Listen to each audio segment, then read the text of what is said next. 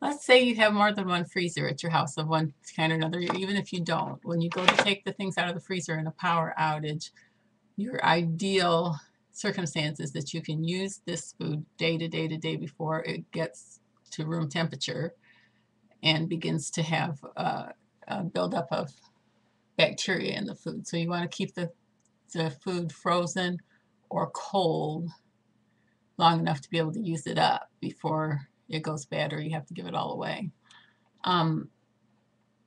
My feelings about that is that it would be best to keep the largest quantity of food in the freezer and open the door as few times as possible and insulate that food as well as possible so that the cold food can keep the cold food cold, as well as your blocks of ice that are in your freezer, as in the previous video, that are made out of containers of water. If you're able to put as many gallon-sized containers in your freezer of water that you have room for, this is going to make a very nice block of ice that's going to last you quite a while. So my whole concept and my whole purpose in making these couple of videos, 3 videos actually, is to get you to think in terms of opening the freezer door just briefly, taking out your still can't think of the word. It's not capsule, it's like a component, and that's not the word either, but it's a segment. It's like they build what is that word? They build pre-manufactured houses and they come in 3 pieces, and the piece is called something, and I can't think what you call it. It'll come to me. But anyways, you want to take this box of food out that has a variety of things that you can use over a period of a few days. You want to open that main freezer just as few times as possible, but as you take the food out, it needs to stay cold. So you might grab one of these, whatever they are, module. That's what I'm thinking. It doesn't start with a C. Like a module of food, the box, and grab a corresponding size piece of ice out of there. So if you have 5 or 6 of these in your freezer and you grab one out every few days, provided it's staying frozen in your freezer, if you can keep that cold enough to have it stay frozen, the longer the better. You can keep a food in. The more cold food you can keep in one place together, well, the more frozen food you can keep in one place together, it's going to be likely to stay frozen longer. I'm thinking you could stretch this out quite a number of days if you were very careful about it. But make sure the food it should be cold to the touch. Like if you're thawing out chicken and that kind of thing, it should remain cold to the touch. So what you would maybe possibly want to do, open your freezer door, take out your module. I think that's the word I was looking for.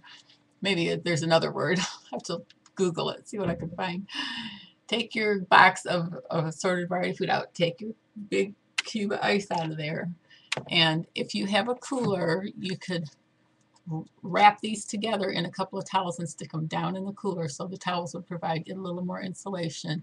Or you might even have something that would work better. But I don't know if bubble wrap might even work, but bubble wrap and then towels or something. But you want to have insulation between that and the 80-degree temperature outside if it happens to be warm outside, 85-degree, whatever it is. And so you're going to want to take you're going to want to take them out of the freezer together and insulate them as well as possible. You may want to use, if you don't have enough cooler space, like a camping cooler, you may want to use something else. You could take a cardboard box and line it with folded towels or folded newspapers or something akin to that. And you could insert another box inside of that if there was room, if you have boxes that were big enough, and then put your box of food inside that box. So you have food with module. We have food with your ice together in a module. You could wrap that in a towel. You could put that inside a cardboard box. You could put that inside another cardboard box, which has towels on the outside of that, with another cardboard box on the outside of that. So now you have several layers between the 80-degree air, 85-degree air, and what you want to stay in the 30, 40-degree range, low 40-degree range. You want it to stay cold together as long as possible.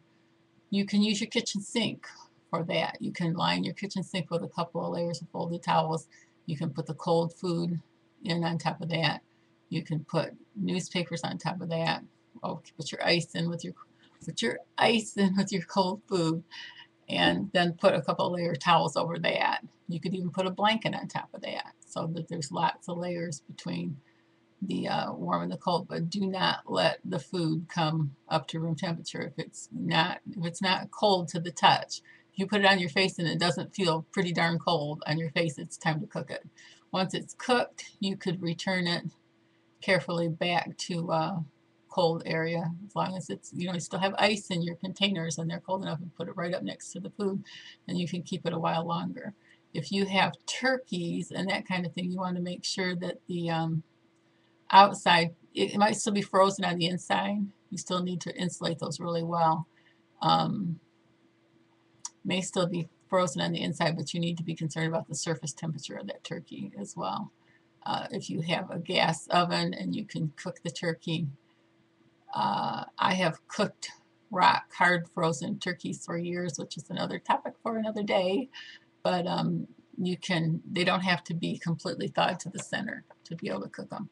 So if you have the capacity to cook the turkey, I would not wait until it's completely thawed from outside to inside, because if you do the outside temperature, it's going to be probably too warm. The bacteria will start to grow on the outside before the turkey is thawed.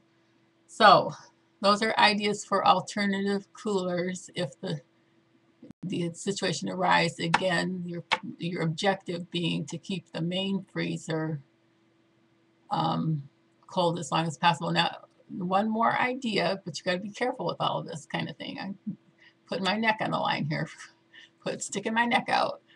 If you have these blocks of ice in your freezer with your food, and you're trying to open it as infrequently as possible to keep it frozen as long as possible in the freezer, what you may want to do is, as you begin to remove food and you begin to remove these components, maybe that was the word, components of ice, these modules of ice, these gallons and smaller containers of ice, what you may want to do as there's room in the freezer is to stuff things like towels or folded newspapers or paper grocery sacks in between the food and the wall of the freezer as the space begins to allow, because that, again, you want insulation between the cold stuff and the 85-degree temperature so that you can keep your food as long as possible.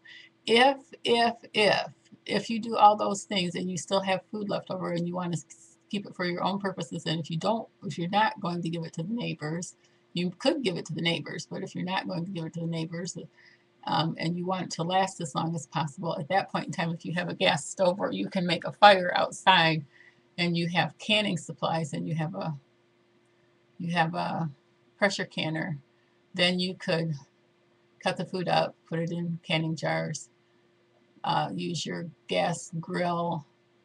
If you have a gas grill that has a burner, or if you have a propane stove, or you could even do it with charcoal, you could do it with dry wood from a woodsy area, forest. It's multiple, you could use it with your buddy burners, whatever. Then you could put your food in to the jars, put your jars into the pressure canner, follow the proper instructions, try to keep your heat at the right temperature, and you could pressure can the rest of the contents of your freezer. And that's all I'm going to say. I hope I didn't make you crazy. God bless you. Whatever you do, I wish you great luck with it. Thanks. Bye.